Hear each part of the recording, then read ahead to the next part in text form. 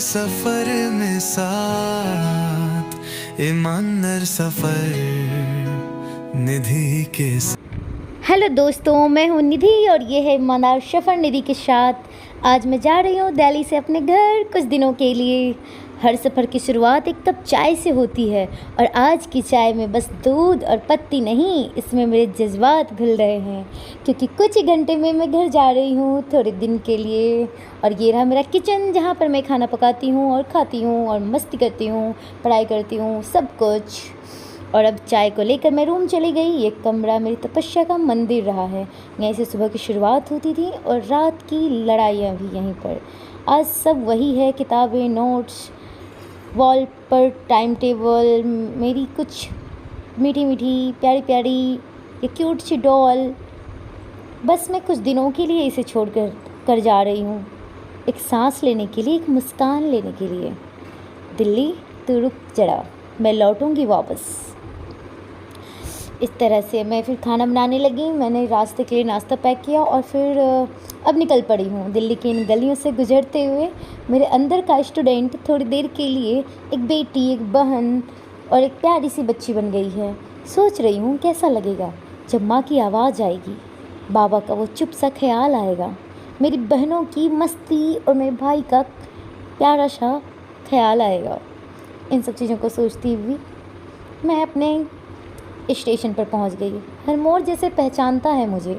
आज कोई क्लास नहीं, कोई नोट्स नहीं, बस घर की यादें हैं। और स्टेशन की ओर तेज़ी से बढ़ता ये ऑटो, स्टेशन पहुंचने के बाद ये ट्रेन और फिर स्टेशन का ये सुर आज मुझे अच्छा लग रहा है। आज मैं इसमें खो नहीं रही बल्कि खुद को खोज रही हूँ। कंधे पर बैग है लेकिन मन हल्का था। ट्रेन चल पड़ी और मैं भी। खिड़की से बाहर खेत, गांव और आसमान सब दिख रहे हैं और अंदर मेरे हाथ में ये औघर नीलोत्पल मृणाल की ये पुस्तक जैसे मेरी ज़िंदगी की कहानी कह रही हो।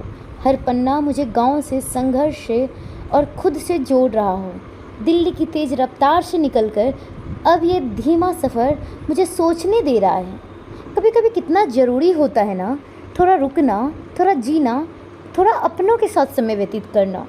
और ये पुस्तक जो है ना, औघर, ये सच में उस गांव से जोड़ रहा है जिस गांव से मैं हूँ। ऐसा लगेगा कि ये कहानी मेरी ही है, मेरे गांव की कहानी है। वही गांव का माहौल, वही गांव में चाय की दुकानें, वहाँ पर चाचा, काका, मामा सब कोई बैठकर जो चाय पीते हैं, जो गप्पे लगाते हैं, ये सब कुछ ऐसे लग रहा है कि गांव के सफ़र में अगर आप निकले हों तो ये बुक हाथ में ज़रूर होना चाहिए। अब मैं अपने स्टेशन की ओर आ गई हूँ जहाँ पर मुझे उतरना है, जो मेरा गंतव्य होगा। और स्टेशन पर कदम रखते ही अब मैं बस सच में यही सोच रही हूँ कि घर कितना पास है। जल्द से मैं जल्द उतरूँ और ऑटो में बैठकर उन गलियों से गुजरना शुरू किया जिन्हें कभी मैंने साइकिल से देखी थी। ये रास्ता जिसे मैं अनगिनत बार देख चुकी हूँ, पर आज जैसे हर मोड़ पर बचपन बैठा हो, मुझे देखता, मुस्कुराता और कहता है, वापस आ गई ना तू। हर दुकान, हर मोड़ जैसे मेरी बातें कर रही हो, मेरे बीते पलों को दोहरा रहे हों। कभी कभी लौटना भी एक सफ़र होता है अपने अंदर तक। आप उस सफ़र को जी रहे होते हैं जो अपने इस रास्ते पर वो पल, वो यादें, सब कुछ आपके सामने यूँ उभरती आती है। और ये मौसम यहाँ का, कहाँ दिल्ली की गर्मी और कहाँ बिहार का ये बहार सा मौसम मेरे दिल और मन और आत्मा तक को छू रहा था। यहाँ की ठंडी हवाओं का झोंका मेरे मन को शीतल कर रहा था। ऐसा लग रहा था ये मंदिर के घंटे मेरे मन मस्तिष्क में ऊर्जा का संचार कर रहे हैं। इसी तरह से सफ़र आगे बढ़ता जा रहा था और मैं अपने बचपन में खोई जा रही थी। और फिर घर पहुँचने के बाद भाई के साथ मैं मार्केट जा रही थी और फिर ये बहनों के साथ मस्ती।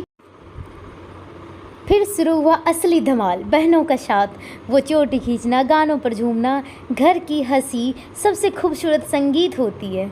यहाँ ना टाइम टेबल है, ना घंटियाँ हैं, बस अपनापन है।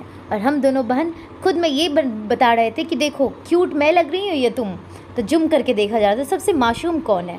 फिर इन सब चीज़ों से ऊपर पढ़ाई थोड़ी हो जाए, लेकिन ये सफ़र सिर्फ मस्ती का नहीं, थोड़ी पढ़ाई भी ज़रूरी है, क्योंकि लक्ष्य अभी भी वही है, यूपीएससी। मैं जहाँ भी रहूँ ये किताबें मेरा साथ नहीं छोड़ती, क्योंकि मैं ये नहीं भूली हूँ कि मैं कौन हूँ और मेरा लक्ष्य क्या है। इन सब मस्तियों के बीच भी अगर आप अपने लक्ष्य को नहीं भूल रहे हैं ना, तो सबसे बड़ा आपका ध्येय, आपका आदर्श, आपका अनुशासन यही है कि आप अपने अक्षरों से, अपने किताबों से दूर नहीं हैं, और यही आपके सफलता की कुंजी है। अब ये कुछ प्यारे पल मेरी माँ के साथ, मैंने कुछ लिखा है ये स्मार्ट बोर्ड पे, और उसके बाद मेरी माँ जो लिख रही है वो मैं पढ़ के सुनाती हूँ आपको। देखिए, माँ मेरा ब्याह करा दीजिए, नहीं तो मैं मर भी नहीं पाऊँगी।